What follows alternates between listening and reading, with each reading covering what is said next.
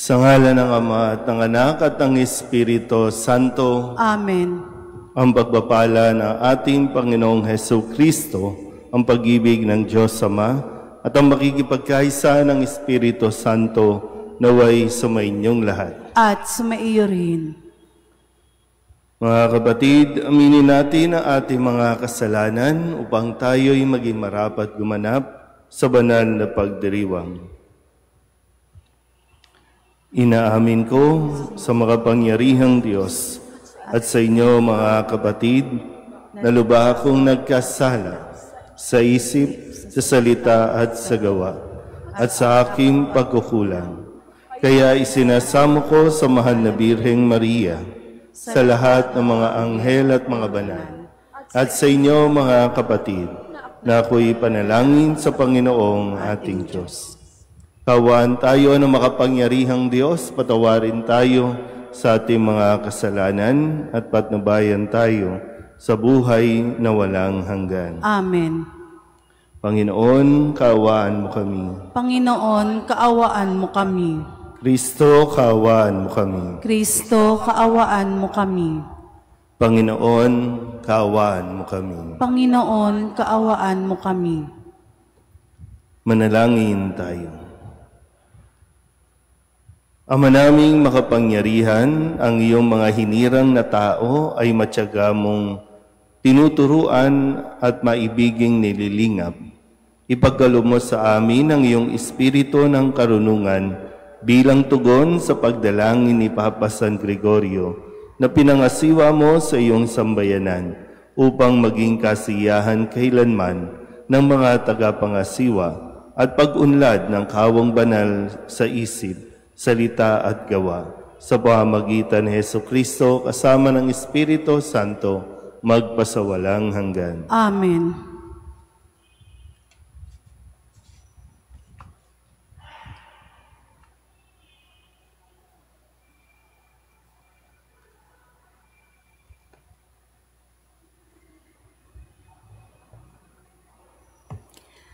Ang simula ng sulat ni Apostol San Pablo sa mga taga-Kolosas.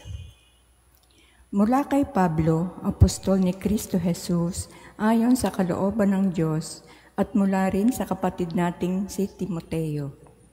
Sa mga taga-Kolosas na hinirang ng Diyos at mga tapat na kapatid kay Kristo.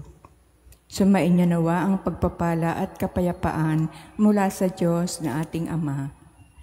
Lagi kami nagpapasalamat sa Diyos na Ama ng ating Panginoong Jesucristo tuwing ipananalangin namin kayo, sapagkat nabalitaan namin ang tungkol sa inyong pananampalataya kay Kristo Jesus at ang pag-ibig ninyo sa lahat ng hinirang ng Diyos dahil sa pag-asang kakamtan ninyo ang mga inihanda para sa inyo roon sa langit.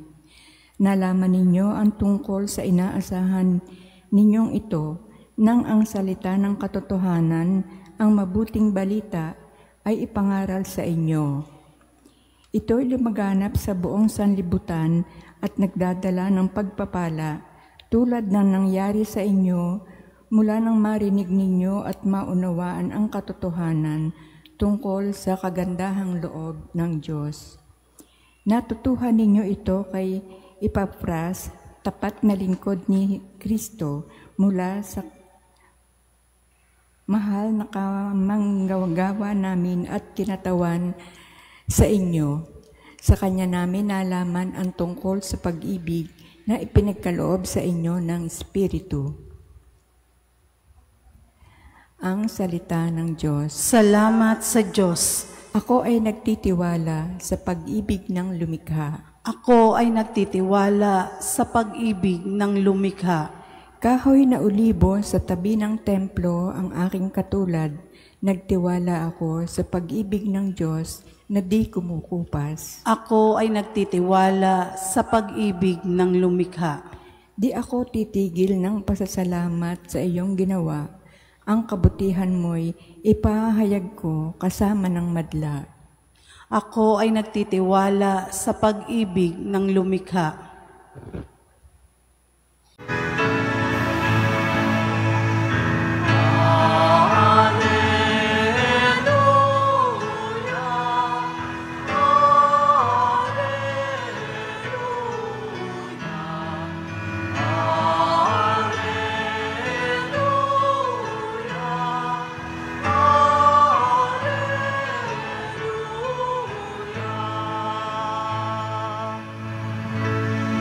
daigdig ay laganap,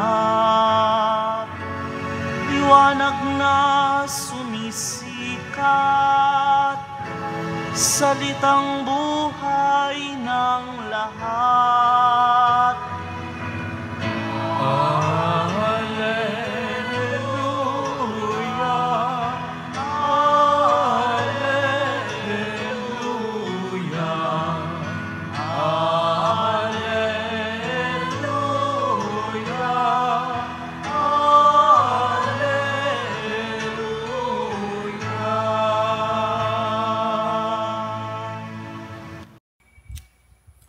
Sumainyo ang Panginoon. At sumaiyo rin.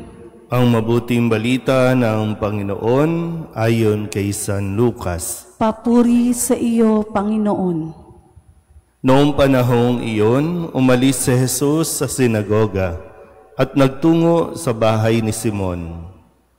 Mataas noon ang lagnat ng biyanan ni Simon, kaya't ipinamanhik nila kay Jesus na pagalingin siya.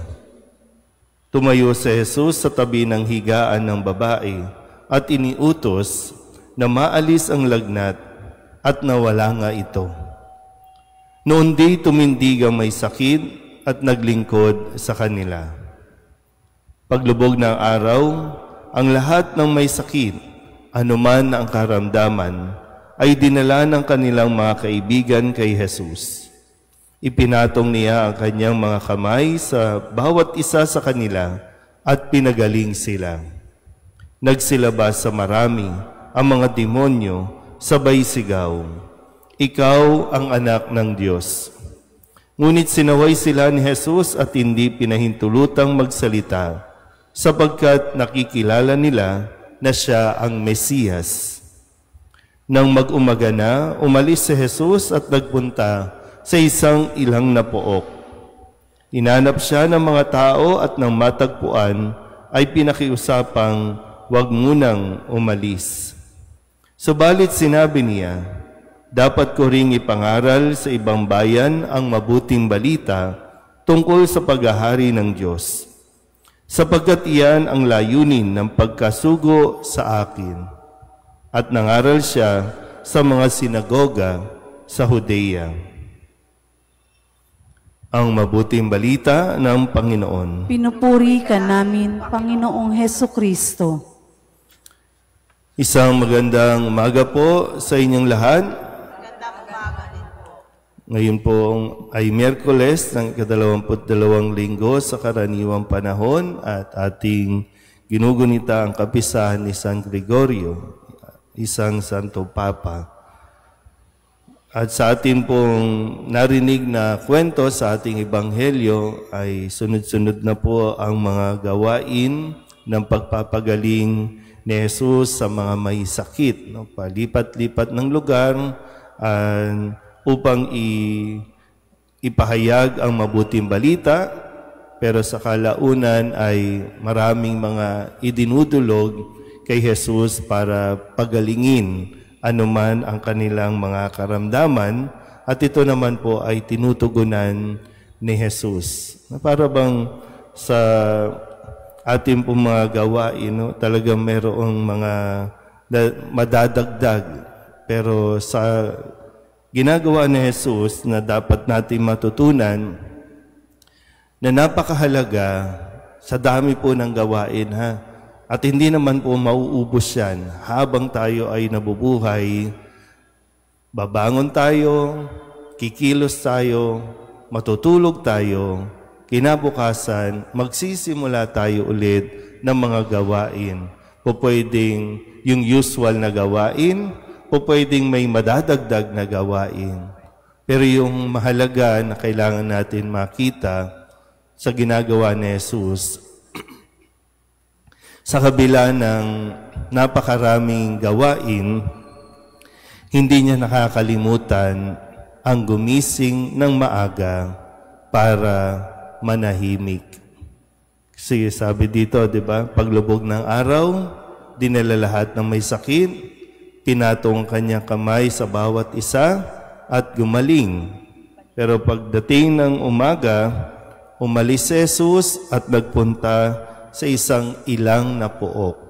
At kadalasan, ang ginagawa niya dito, nananalangin. Nakuha niyo po ba? Kasi sa atin, no, ang nangyayari, sa dami ng gawain natin, ang oras ng pananalangin ay kinakaligtaan natin. At ang dinadahilan natin o ang ginajustify natin para hindi tayo magdasal kasi nga ang dami nating ginawa at ang dami pa nating gagawin. So yung kahalagahan nga po no, na bago tayo magsimula o kahit matapos ang ating pong nakakapagod na gawain, huwag nating kapaguran ang magdasal. Pero kailangan natin, kasi isang disiplina din yan para sa atin, yung gigising tayo ng maaga at maglalaan tayo ng kaunting panahon o oras para makapagdasal. Kasi para din sa ano natin yun eh. Yung di ba may tinatawag tayong mga self-care, para mabantayan natin yung mga sanity natin. Kasi sira talaga ng ulo natin. Yung sa dami at yung nakatuon lang tayo dun sa dami ng ating gawain. Lahat ng ito naman, hindi natin ma-achieve, hindi natin matatapos kung wala ang tulong ng Diyos. At kapag nawawala ang Diyos, nakasentro na ito sa sarili natin. Kaya lahat ng ginagawa natin ay dahil na lang sa atin. Yan yung ginawa ni Jesus, di ba? Gusto siyang manatili na lang doon ng mga tao. Pero sa pananalangin niya, kailangan din niyang pumunta sa iba pang mga lugar. Nagawa niya na at naipamalas niya na ang presensya ng Diyos, ang mapaghimalang kamay ng Diyos sa lugar na ito. Panahon naman para lumipat sa iba. So, hindi yung pagod na ako na lang laging. Yan yung mga dinadahilan ng mga taong pagod na nga at kulang sa pananalangin.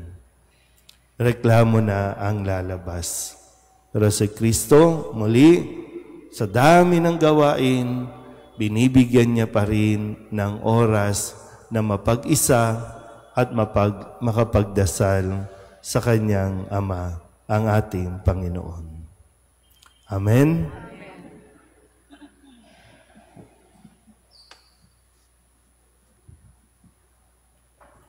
Katulad ng mga taong nagdala kay Jesus ng lahat ng may sakit o sinasapian ng demonyo, dali natin sa ating makalangit na Ama ang lahat ng mga taong puspos ng paghihirap, pagkalumbay at nangangailangan ng mapagpagaling na pagmamahal.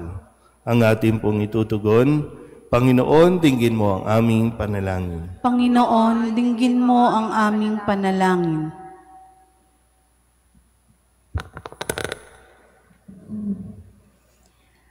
Ang simbahan naway mapalaya ang mga tao sa anumang hadlang upang maipahayag ang ebanghelyo sa mga lalaki at babae sa ating panahon. Manalangin tayo sa Panginoon. Panginoon, dinggin mo ang aming panalangin. Ang nagugutom na daigdig, lalo na ang mga hindi makatarungang pinagkaitan ng pagkain, damit, kalayaan, naway busugin ng Panginoon ng pag-asa at kalakasan. Manalangin tayo sa Panginoon. Panginoon, dinggin mo ang aming panalangin. Ang mga nagdurusa sa pag-aalaala at pagkabahala, naway makatagpo kay Kristo na sandigan bilang daan, katotohanan at buhay.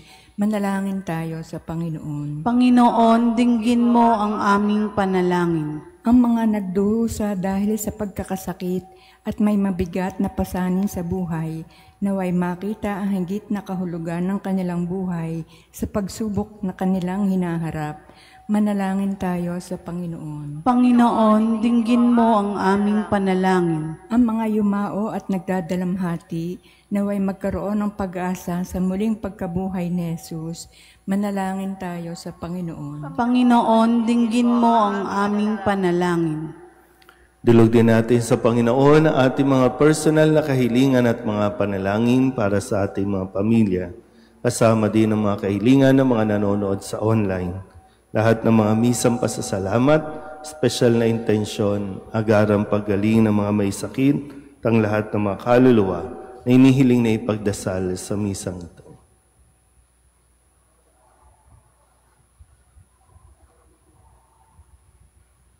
Ang lahat ng ito inihiling namin sa ngalan ni Kristong aming Panginoon. Amen. Handog namin sa iyo, Ama, ang tinapay at alak na ito. Handog ng bayang umaasa, sumasamba't nagmamahal sa'yo. Handog namin sa iyo, Ama,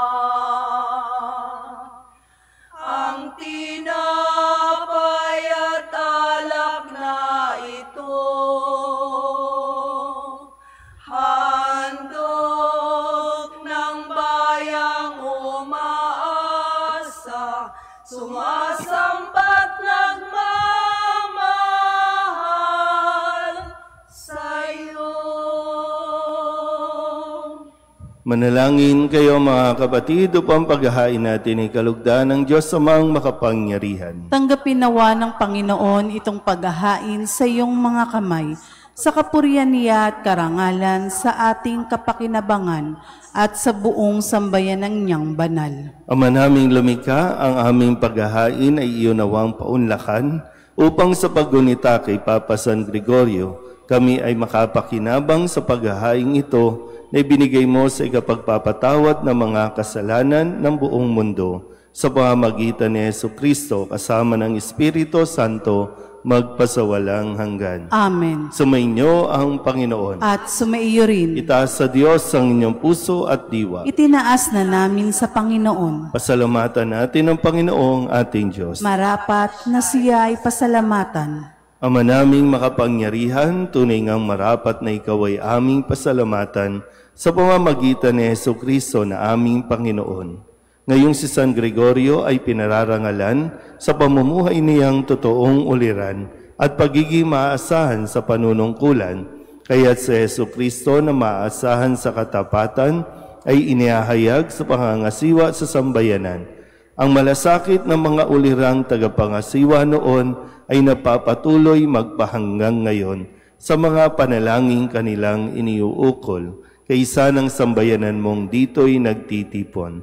Kaya kaysa ng mga anghel ang nagsisiawit ng papuri sa iyo na walang humpay sa kalangitan, kami nagbubunyi sa iyong kadakilaan. Santo, Santo, Santo, Panginoong Diyos ng mga hukbo, napupuno ang langit at lupa ng kadakilaan mo, o sana sa kaitaasan.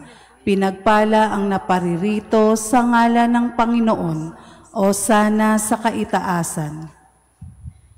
Ama naming banal, ikaw ang bukal ng tanang kabanalan. Kaya't sa pamamagitan ng iyong Espiritu, gawin mong banal ang kaloob na ito upang para sa aming maging katawan at dugo ng aming Panginoong Jesucristo. Bago niya pinagtiis ang kusang loob na maging handog, hinawakan niya ang tinapay, pinasalamatan kaniya, pinaghati-hati niya iyon, iniabot sa kanyang mga alagad at sinabi, tanggapin ninyong lahat ito at kanin, ito ang aking katawan na ihahandog para sa inyo.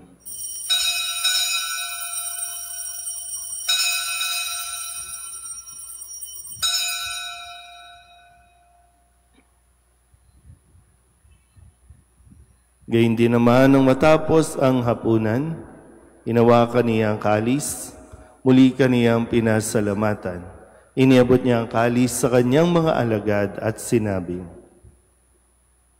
"Tanggapin ninyong lahat ito at inumin. Ito ang kalis ng aking dugo, ng bago at walang hanggang tipan. Ang aking dugo na ibubuhos para sa inyo at para sa lahat, sa ikapagpapatawad ng mga kasalanan. Gawin ninyo ito sa pag-alaala sa akin."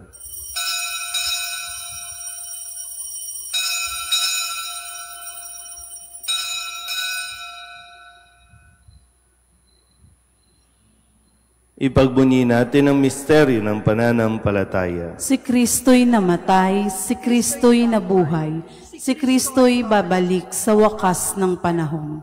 Ama, ginagawa namin ngayon ang pag-alaala sa pagkamatay at muling pagkabuhay ng iyong anak. Kaya tiniaalay namin sa iyo ang tinapay na nagbibigay buhay at ang kalis na nagkakaloob ng kaligtasan. Kami napapasalamat dahil kami iyong minarapat na tumayo sa harap mo para maglingkod sa iyo. Isinasamo namin kami magsasalo-salo sa katawan at dugo ni Kristo ay mabuklod sa pagkakaisa sa pamamagitan ng Espiritu Santo. Halingapin mo ang iyong simbahang laganap sa buong daigdig. Puspusin mo kami sa pag-ibig kaysa ni Leon na aming Papa at ni Jose na aming Obispo at ng Tanang Kaparian. Alalahanin mo sina Gebra at Alexander na tinawag mo mula sa daigdig na ito. Nung sila'y binyagan, sila'y nakaisa ni Kristo sa pagkamatay. Ngayong sila'y pumanaw, naway makaisa sila ni Kristo sa pagkabuhay. Alalahanin mo rin ang mga kapatid naming nahimlay na may pag-asang sila'y muling mabubuhay, gayon din ang lahat ng mga pumanaw. Kawaan mo sila at patuloyin sa iyong kaliwanagan. Kawaan mo at pagintapating kaming lahat na makasalo sa iyong buhay na walang wakas. Kaysa ng mahal na Birheng Maria na Ina ng Diyos, ng kabiyak ng puso niyang si San Jose, kaysa ng mga apostol at ng lahat ng mga banal na namuhay dito sa daigdig ng kalugod-lugod sa iyo, may pagdiwang nawa namin ang papupuri sa kararangal mo sa pamamagitan ng iyong anak na aming Panginoong Hesukristo. Sa pamamagitan ni Kristo, kasama niya at sa Kanya, ang lahat ng parangal at papuri ay sa iyo, Diyos Amang makapangyarihan, kasama ng Espiritu Santo, magpasawalang hanggan.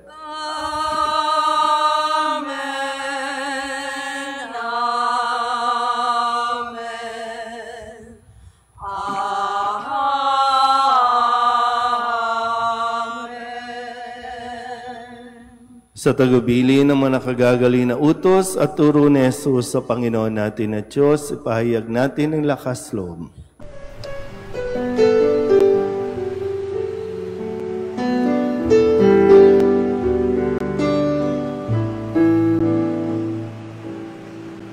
Ama namin, sumasalang ka, sambahin ang ngalan mo, mapasamin ang kaharian mo, sundin ang loob mo, dito sa lupa para nang sa langit. Bigyan mo po kami ngayon ng aming kakanin sa araw-araw at patawarin mo kami sa mga sala para ng pagpapatawan namin sa nagkakasala sa amin, at huwag mo kaming ipagdulot sa tukso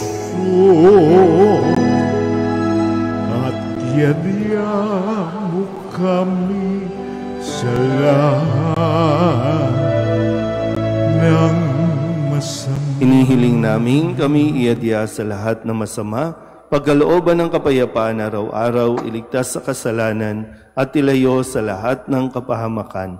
Samantalang aming pinananabikan ang dakilang araw ng pagpapahayag ng tagapagligtas naming sa Jesucristo. Sapagkat iyo ang kaharian at ang kapangyarihan at ang kapurihan magpakailanman. Amen. Panginoong Jesucristo, sinabi mo sa iyong mga apostol, kapayapaan ang iniiwan ko sa inyo, ang aking kapayapaan ang binibigay ko sa inyo. Tunghayan mo ang aming pananampalataya at huwag ang aming mga pagkakasala. Pagkalooban mo kami ng kapayapaan at pagkakaisa ayon sa iyong kalooban, kasama ng Espiritu Santo, magpasawalang hanggan. Amen. Ang kapayapaan ng Panginoon ay laging sumainyo. At sumaiyo rin. Mabigayan po tayo ng kapayapaan sa isa't isa.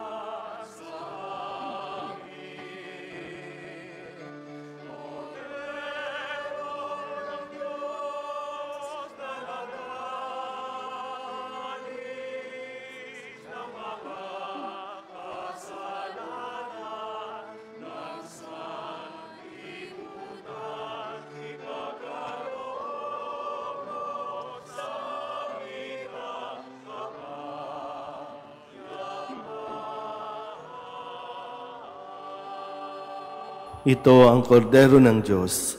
Ito ang nag-aalis ng kasalanan ng sanlibutan. Mapalad ang mga inaanyayahan sa kanyang piging. Panginoon, hindi ako karapat-dapat na magpatuloy sa iyo, ngunit sa isang salita mo lamang ay gagaling na ako.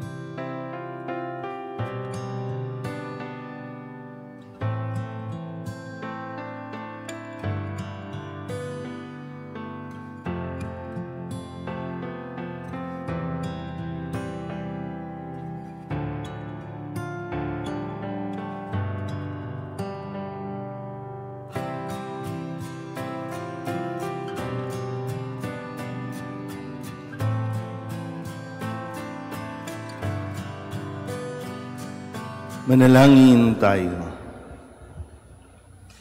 Ama naming mapagmahal, kami nagsalo-salo sa bumubuhay na pagkaing si Kristo ay paturuan mo sa gurong si Kristo upang sa paggunita namin kay Papa San Gregorio, kami matuto ng maasahang katotohanan mo at sa pag-ibig ay magampanan namin ito sa pamamagitan ni Jesucristo kasama ng Espiritu Santo magpasawalang hanggan. Amen. Sumainyo ang Panginoon. At sumaiyo rin. At pagpalain kayo ng makapangyarihang Diyos, Ama at Anak, Espiritu Santo. Amen. Tapos na ang banal na misa, humayo tayo sa kapayapaan ni Kristo. Salamat sa Diyos. Magandang umaga po. Nuestro Padre Jesus Nazareno, sinasamba ka namin, pinipintungo ka namin, aral mo ang aming buhay at kaligtasan. Nuestro Padre Jesus Nazareno, iligtas mo kami sa kasalanan. Ang krus mong kinamatayan ay sagisag ng aming kaligtasan. Nuestro Padre Jesus Nazareno, dinarangal ka na amin. Nuestro Padre Jesus Nazareno, nilulwalhati ka na amin. Nuestro Padre Jesus Nazareno, dinarangal ka na amin. Nuestro Padre Jesus Nazareno, nilulwalhati ka na amin.